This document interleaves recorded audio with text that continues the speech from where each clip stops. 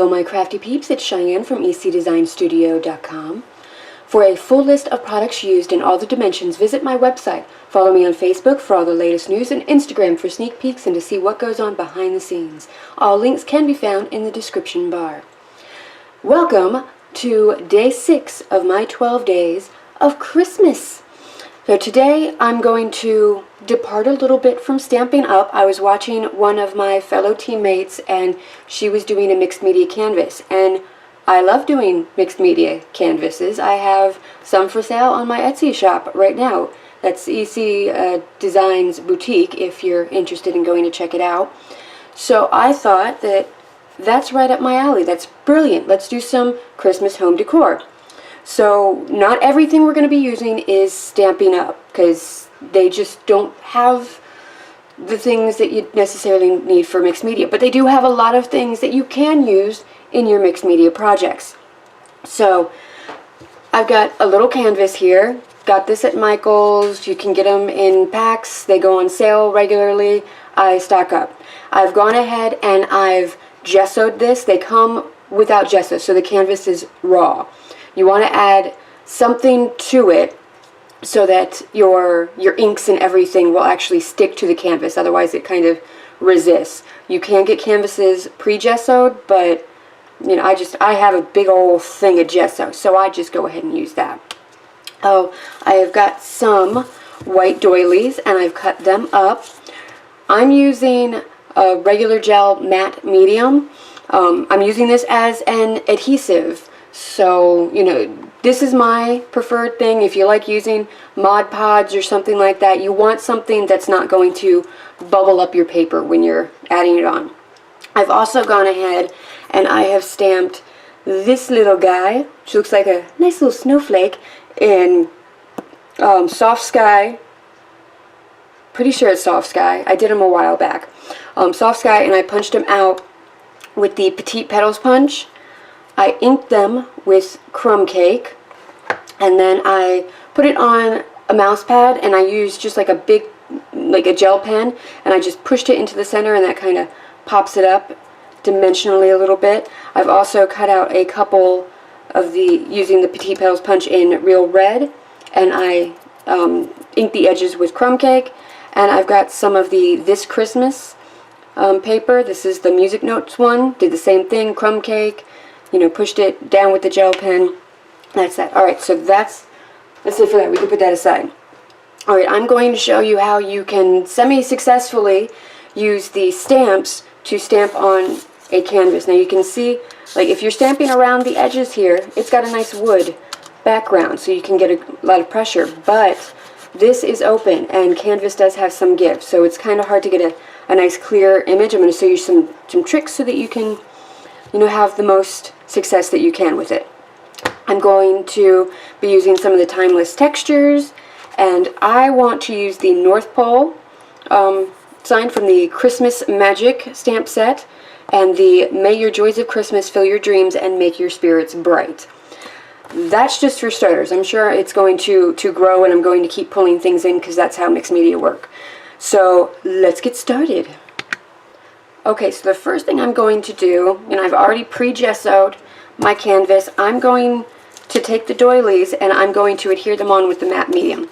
This is something that's going to have to dry a little bit. I'm just using a foam brush. Sometimes I just go in and use my fingers. You know, it's mixed media. It's not a clean activity by any means. You're going to get your little fingers messy. With hope, that's all you're going to get messy. There are times when I've been like covered in paint up to my elbows. So I just put a layer down, and now I'm going over it with another layer. I mean, this is Decoupage 101.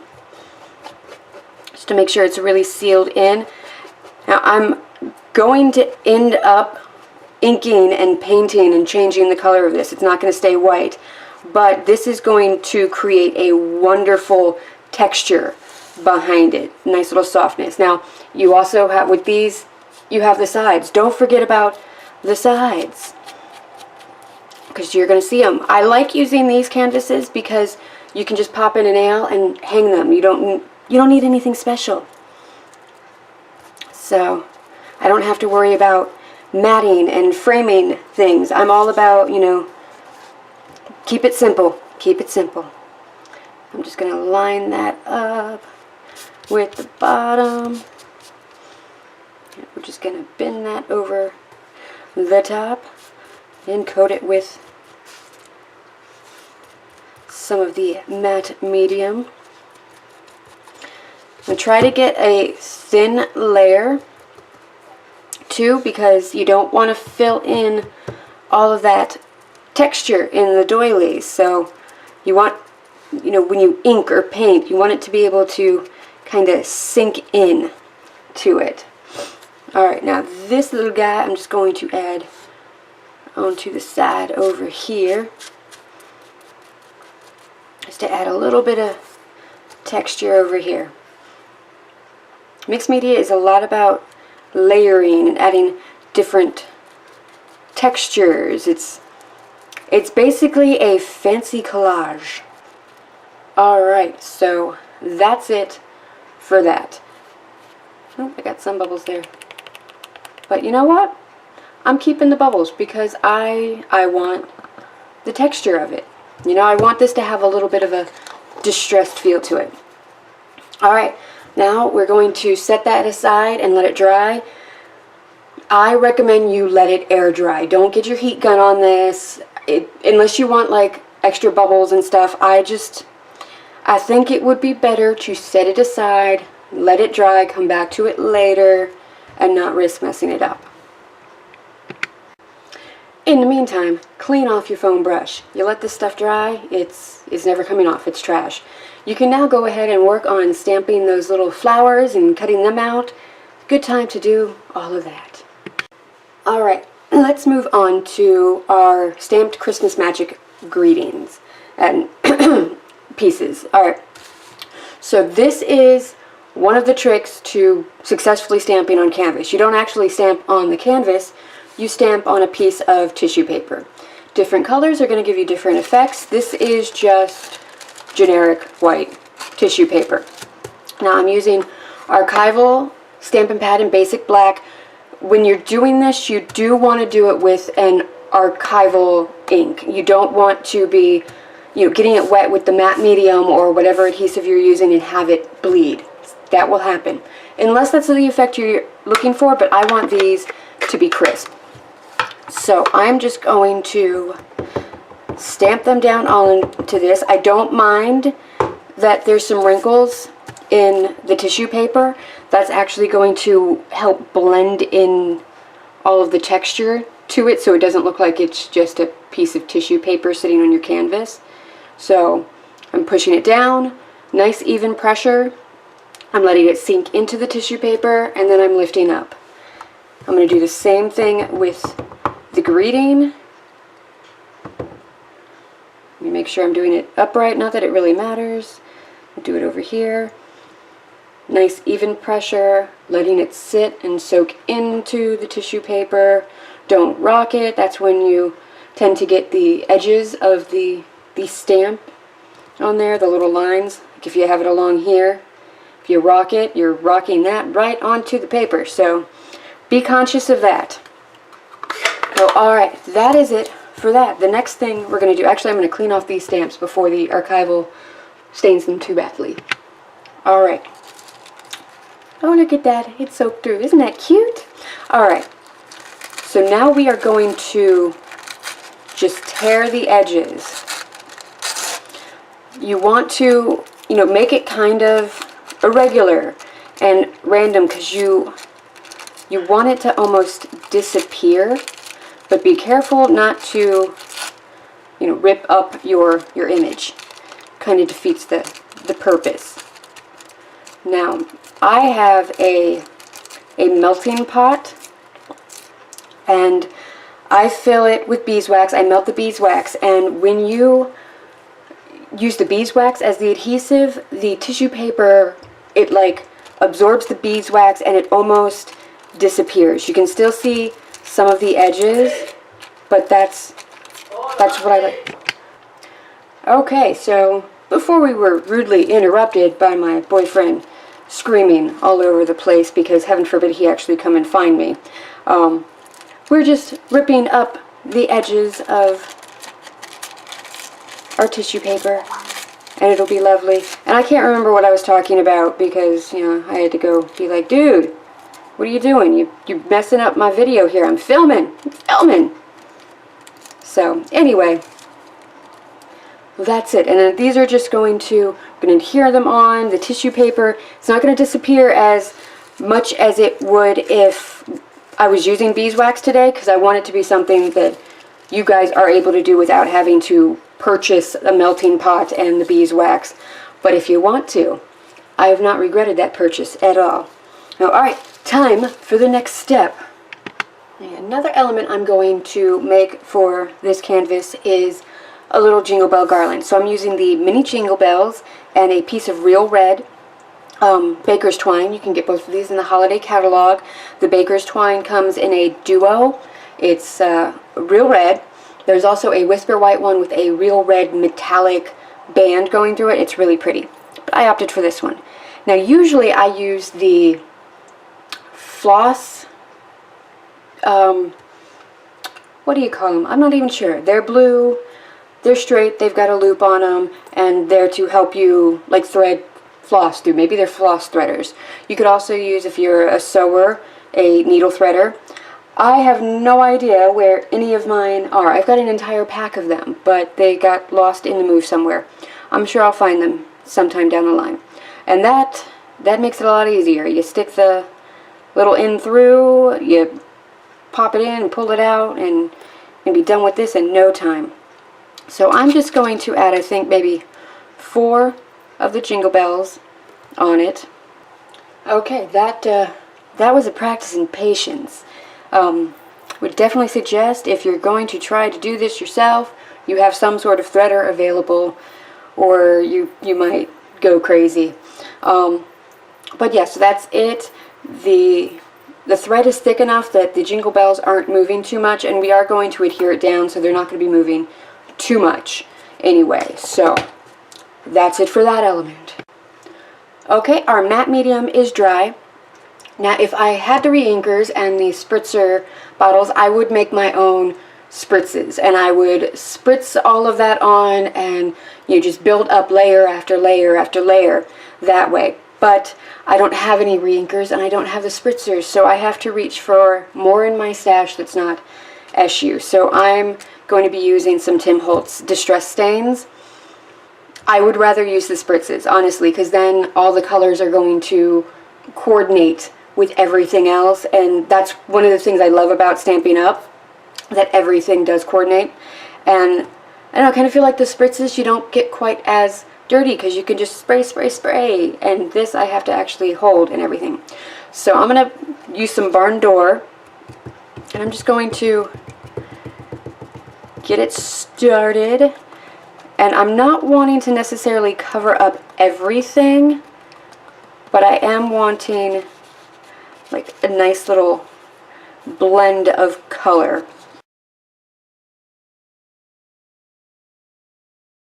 Alright, silicone mat in the house. So I've got some of the spray in. I'm just going to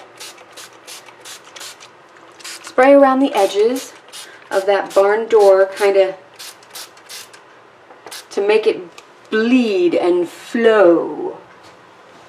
Of course, now it's kind of looking like, blood. Like I cut myself very badly. And I'm just going to kind of start tapping up the extra. Again, you're wanting to build this up in layers.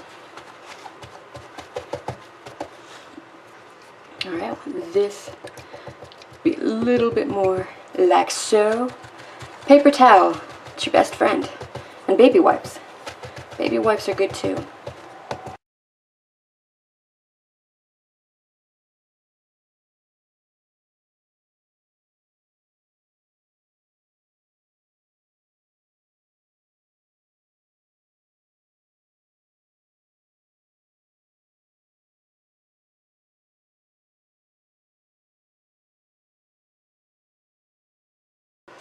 Alright, that is all I'm going to do with the real red. Now I'm going to kind of soften it a little bit with the copper distress stain. So I'm just going to dab that on every now and again. And then I'm just dabbing it around with my paper towel. And this is just going to give a nice metallic sheen. And this is probably just the first layer.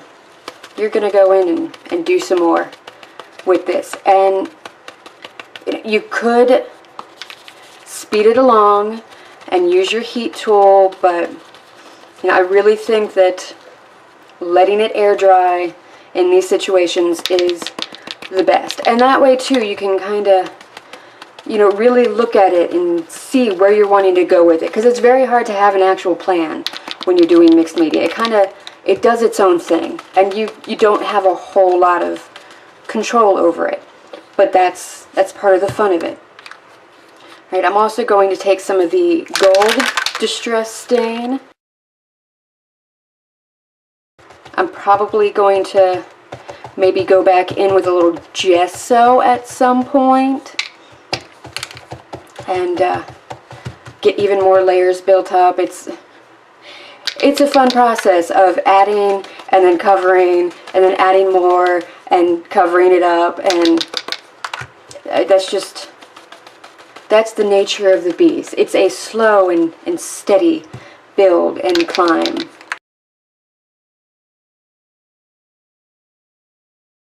Okay, so we are now at a stopping point. There's not a whole lot that can be done until this dries and we can start adding on more layers and figuring out what we want to do. I think I'm actually going to, when this is dry, do a little bit of a black, like watercolor wash, something that can really like seep into all of the detail into the in the doilies, so that those can be brought out a little bit more, and then I'll probably cover it up.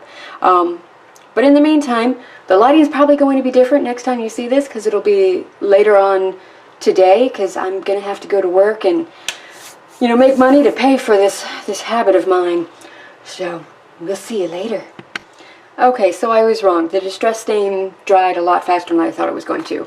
So I've opted to take some early espresso and a sponge. This is just a cut up piece of sponge. I love these. They are so economical. And I'm just going to kind of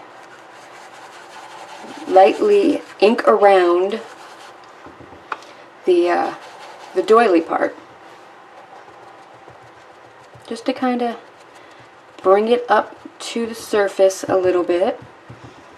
Alright, so I'm doing a little bit more than lightly inking around it. But I'm going to go back over with some other colors to kind of dull down the dirty look of it. But do you see how like that really brings out that doily texture? It's all like, hey, now, where before it was kind of like, I'm here in the background, I'm just a little wallflower, don't pay no attention to me. Alright, I'm also going to go ahead and kind of distress the edges a little bit right now, get some depth going there. Alright, so now that we have that, I'm going to take another paper towel and the more of the distress stains and go over it. Again, I'm actually going to wet my paper towel a little bit too to help move things along a little bit. There are going to be times through this whole process where you're like, oh my god, what did I just do? Did I ruin it? No, because you're just going to keep building and building and building, and it's going to be fine. You just have to keep going. You can't give up halfway through.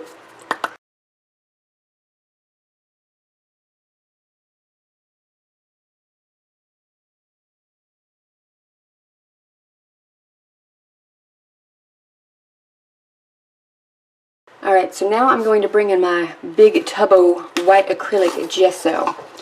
And, you know, you can use a fancy tool if you want to for this.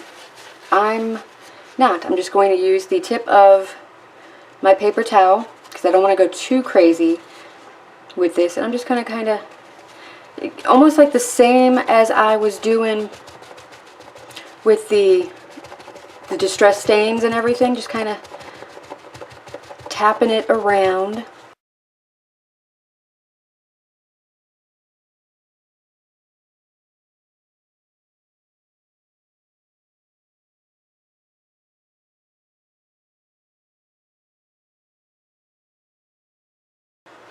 Alright, now we're going to let our canvas dry a bit, and then I'm going to come back in with this stamp and the little splatters from the Timeless Textures.